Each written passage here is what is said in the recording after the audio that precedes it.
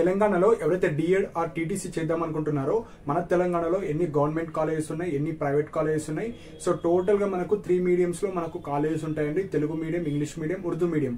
So ప్రతి medium కి ఎన్ని కాలేజెస్ ఉన్నాయి, మీకు ఫీజు రియంబర్స్మెంట్ కావచ్చు, ఫీజు స్ట్రక్చర్ కావచ్చు, ఫీజు ఎంత ఉంటుంది. సో ఇలాంటి ఇంపార్టెంట్ పాయింట్స్ మాత్రమే చెప్పడం జరుగుతుంది. సో వీడియో ఎండ్ వరకు చూడండి. సో ఫస్ట్ పాయింట్ వచ్చేసి మన తెలంగాణలో టోటల్ ఆల్ ఓవర్ గా ఒక 90 కాలేజెస్ ఉన్నాయండి. సో ఎవ్రీ ఇయర్ ఒక 4 to 5 కాలేజెస్ యాడ్ చేయడం, కొన్ని డిలీట్ చేయడం జరుగుతూ ఉంటది. సో అప్రాక్సిమేట్లీ ఒక 90 కాలేజెస్ ఉంటాయి. సో ప్రతి కాలేజ్ లో 50 సీట్స్ మాత్రమే ఉంటాయి. సో ప్రతి కాలేజ్, అది ఏ కాలేజ్ అన్నా కానీ 50 సీట్స్ మాత్రమే ఉంటాయి. సో ఇప్పుడు మీరు ఎంట్రన్స్ ఎగ్జామ్ వచ్చేసి తెలుగులో రాస్తే తెలుగు మీడియం ఎక్కడైతే ప్రొవైడ్ చేసే డిఎడ్ ఆర్ టీటీసీ కాలేజ్ లో మాత్రమే చేయాలి. అదే ఉర్దూ మీడియంలో రాస్తే ఉర్దూ మీడియం ఏ కాలేజీలో అయితే ఆ కోర్స్ ఉందో ఆ కాలేజీలో మీరు డిఎడ్ అనేది చేయాలి. అదే తెలుగు, ఇంగ్లీష్, ఉర్దూ. సో ఈ 3 మీడియంస్ లో మీరు ఏదో ఒక మీడియం ఎంట్రన్స్ ఎగ్జామ్ రాయాలి. ఆ మీడియం ఉన్న కాలేజెస్ లో మాత్రమే డిఎడ్ చేయాలి. ఇది సెకండ్ పాయింట్. సో ఇప్పుడు తెలుగు మీడియంలో ఎన్ని కాలేజెస్ ఉన్నాయి మన ఓవరాల్ తెలంగాణలో? సో తెలుగు మీడియంలో కేవలం 40 కాలేజెస్ మాత్రమే ఉన్నాయి. సో ప్రతి కాలేజ్ లో 50 ఉంటాయి. అప్రాక్సిమేట్లీ 2000 సీట్స్ మాత్రమే ఉంటాయి. ఎవరైతే తెలుగు మీడియంలో ఎగ్జామ్ రాసి తెలుగు మీడియంలో మీరు డిఎడ్ చేద్దాం అనుకుంటే 2000 సీట్స్ మాత్రమే ఉంటాయి. అండ్ ఇంగ్లీష్ మీడియం తెలంగాణ మొత్తంలో మనకు 42 కాలేజెస్ ఉన్నాయి. సో ప్రతి కాలేజీలో 50 సీట్స్ ఉంటాయి. సో 2100 సీట్స్ ఉంటాయి ఎవరైతే ఇంగ్లీష్ మీడియం ఎగ్జామ్ రాసి ఇంగ్లీష్ మీడియం కాలేజెస్ లో జాయిన్ అవుదాం అనుకుంటున్నారు. Next Urdu medium. So Telangana మొత్తంలో ఒక 8 కాలేజెస్ మనకు ఉర్దూ మీడియంలో ఉంటుంది. ఈ డిఎడ్ కోర్స్ వచ్చేసి సో 8 అంటే ఒక 400 సీట్స్ మాత్రమే ఉన్నాయి. సో ఈ Telugu medium 2000, English medium 2100, Urdu medium 400. So చాలా స్టూడెంట్స్ లైక్ పీజీ చేసే వాళ్ళు కావచ్చు, బిఎడ్ చేసే వాళ్ళు కావచ్చు, సో వేరే కోర్సెస్ కి చాలా సీట్స్ ఉంటాయి. పీజీకి అయితే 40,000, 45,000 వరకు సీట్స్ ఉంటాయి మన తెలంగాణ మొత్తం అన్ని యూనివర్సిటీస్ కలిపి. కానీ ఇలా డిఎడ్ లో చాలా తక్కువ ఉంటాయి. అదే బిఎడ్ లో కూడా చాలా ఎక్కువ సీట్స్ ఉంటాయి. సో మనకి 18,000 to 20,000 సీట్స్ ఉంటాయి మొత్తం అన్ని మెథడాలజీస్ కలిపి మన తెలంగాణ మొత్తంలో. కానీ డిఎడ్ కి వచ్చేసరికి చాలా తక్కువ సీట్స్ ఉంటాయి కాబట్టి డిఎడ్ కి చాలా డిమాండ్ పెరిగింది. సో ఎవరైతే పక్కా డిఎడ్ చేద్దాం అనుకున్న వాళ్ళు కొద్దిగా ప్రిపరేషన్ అనేది కొద్దిగా మంచిగా చేయండి. సో దట్ మీకు అప్పుడే ఒక ర్యాంక్ వచ్చేసి 2000, 1500 బిలో ఉంటేనే మీకు ఛాన్సెస్ వస్తాయి డిఎడ్ సీట్ కోసం. సో ఇవి మన తెలంగాణలో టోటల్ 4500 సీట్స్ ఉన్నాయి. సో ఇది సెకండ్ పాయింట్. సో ఇప్పుడు గవర్నమెంట్ కాలేజెస్ ఎన్ని ఉన్నాయి? సో మనకు తెలంగాణ ఫార్మేషన్ కాకముందు పాత జిల్లాలు ఏవైతే మనకు ఒక 10 డిస్ట్రిక్ట్స్ ఉన్నాయో వాటి ప్రకారంగానే మనకు సీట్ అలాట్మెంట్ కావచ్చు అవన్నీ జరుగుతాయి. సో టోటల్ గా 10 గవర్నమెంట్ కాలేజెస్ ఉన్నాయి. సో ఇప్పుడు ఏదైతే మనకు 33 డిస్ట్రిక్ట్స్ ఉన్నాయో అవి కాకుండా పాత జిల్లాల ప్రకారంగా మనకు 10 గవర్నమెంట్ డిఎడ్ కాలేజెస్ ఉన్నాయి. సో 10 ఉన్నాయి. మిగతా అన్ని ఏవైతే 10 కాకుండా మిగతా అన్ని ప్రైవేట్ కాలేజెస్ ఉంటాయి. సో నెక్స్ట్ పాయింట్ వచ్చేసి ఇప్పుడు ఎవరైతే మీరు కౌన్సిలింగ్ ద్వారా వెళ్దామన్నా, పేమెంట్ సీట్ ద్వారా ఆర్ మేనేజ్మెంట్ సీట్ ద్వారా వెళ్ళాలన్నా మ్యాండేటరీగా మీరు ఎగ్జామ్ రాయాలి. TS DEECET like Telangana DEECET entrance exam రాయాలి, రిజిస్ట్రేషన్ చేసుకోవాలి. అప్పుడు మాత్రమే మీరు పేమెంట్ కన్నా ఎలిజిబుల్ అవుతారు. వితౌట్ ఎంట్రన్స్ ఎగ్జామ్ నేను డైరెక్ట్ పేమెంట్ తీసుకోవచ్చు అంటే లేదండి. మీరు ఎంట్రన్స్ ఎగ్జామ్ రాసి ఉండాలి. రాసి ఉంటేనే మీరు పేమెంట్ తీసుకోవచ్చు. అదే మీరు కౌన్సిలింగ్ ద్వారా వెళ్ళాలంటే మీరు కౌన్సిలింగ్ లో పార్టిసిపేట్ చేయాలి. మీకు వచ్చిన ర్యాంక్ ఆధారంగా, మీ కేటగిరీ ఆధారంగా మీ వెబ్ ఆప్షన్స్ పెట్టి సో మీకు కౌన్సిలింగ్ ప్రాసెస్ ఉంటుంది. అప్పుడు మీకు ఒక సీట్ రావడం జరుగుతుంది. మీ యొక్క మెరిట్ ఆధారంగా అంటే మీ మార్క్స్ ఆధారంగా కౌన్సిలింగ్ ద్వారా. లేదు నాకు పెద్ద ర్యాంక్ వచ్చింది నేను డైరెక్ట్ పేమెంట్ సీట్ తీసుకుంటా అంటే మీరు ఎంట్రన్స్ ఎగ్జామ్ రాసి ఉండాలి. అప్పుడు మాత్రమే ఎలిజిబుల్, లేదంటే నాట్ ఎలిజిబుల్. సో ఇది పేమెంట్ సీట్. సో మనకు management seat only private college లోనే ఉంటుంది, గవర్నమెంట్ కాలేజ్ లో ఉండదు. సో ప్రైవేట్ కాలేజ్ లో ఒక 10 సీట్స్ ఎవ్రీ కాలేజ్ లో మీకు పేమెంట్ సీట్స్ ఉంటాయి. సో వాళ్ళు ఎవరికన్నా అమ్ముకోవచ్చు. సో మీరు ఎంట్రన్స్ ఎగ్జామ్ రాశాను, నేను ఇంత అమౌంట్ పే చేస్తాను అంటే మీరు డైరెక్ట్ వెళ్ళి అడ్మిషన్స్ తీసుకోవచ్చు. సో అవి ఎప్పుడు తీసుకోవాలంటే డీసెట్ ఎంట్రన్స్ ఎగ్జామ్ తర్వాత మీకు కౌన్సిలింగ్ ప్రాసెస్ స్టార్ట్ అయినప్పుడు అప్పుడు వెళ్ళాలి. సో ఎగ్జామ్ తర్వాతనే వెళ్ళాలి. మేనేజ్మెంట్ సీట్ వాళ్ళు ప్రతి కాలేజ్ లో 10 సీట్స్ ఉంటాయి. Exam must. సో ఇప్పుడు ఫీ స్ట్రక్చర్ గురించి చూద్దాం.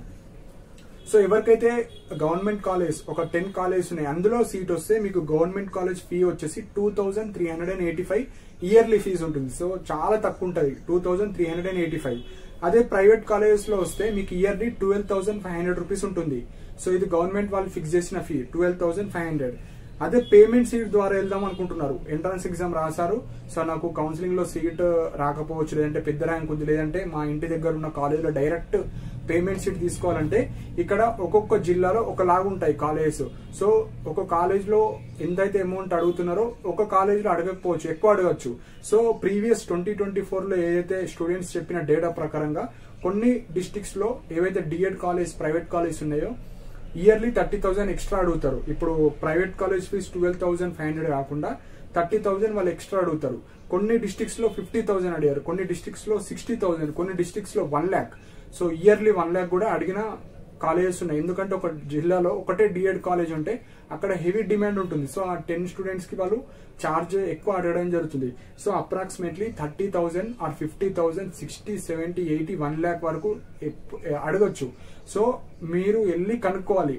సో నెక్స్ట్ ఇయర్ నేను డిఎడ్ చేద్దాం అనుకుంటున్నాను, పేమెంట్ సీట్ కావాలంటే ఎంత అమౌంట్ పే చేయాలి ఇయర్లీ, సో అది మీరే కనుక్కోవాలి. So approximately 30,000 to 80,000 per year కు ఉంటుంది. ఇది పేమెంట్ సీట్.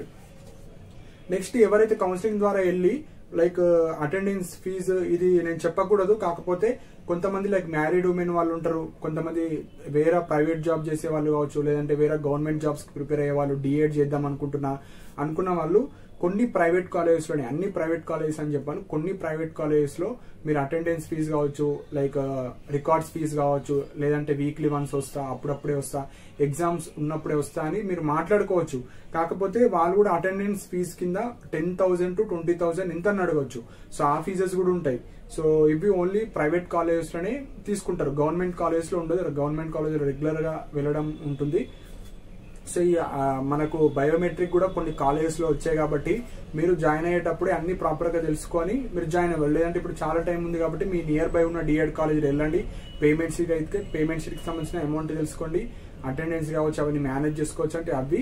లేదంటే కొన్ని స్ట్రిక్ట్ అయిపోయినాయి కాలేజ్, బయోమెట్రిక్ పెట్టారు, అటెండెన్స్ కూడా మ్యాండేటరీ పెట్టారు కాబట్టి అన్ని కాలేజెస్ లో అని చెప్పాను, ఆల్మోస్ట్ చాలా కాలేజెస్ లో స్ట్రిక్ట్ అయిపోయినాయి. సో ఏవైతే కొంచెం లూజ్ కాలేజ్ లో ఉన్నాయో అవి ఎవరు చెప్పరు, మనకి కాలేజ్ లూజ్ ఉంది, కాలేజ్ స్ట్రిక్ట్ ఉంది, మీరు వెళ్ళి తెలుసుకోవాలి. మీ డిస్ట్రిక్ట్ లో ఎన్ని డిఎడ్ కాలేజ్ ఉన్నాయో అక్కడికి వెళ్ళాలి, తెలుసుకోవాలి. సో ఇది మనకు అటెండెన్స్ ఫీజు కావచ్చు, records fees, extra fees. So ఇవి మనకు ఫీజ్ స్ట్రక్చర్.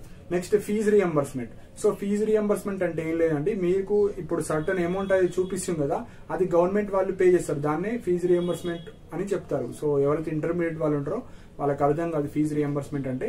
సో మెయిన్ గా ఇక్కడ ఎవరైతే డైరెక్ట్ ఇంటర్మీడియట్ తర్వాత డిఎడ్ చేసే వాళ్ళు ఉంటారు కదా, మీకు డైరెక్ట్ గా ఫీజు రియంబర్స్మెంట్ వస్తుంది.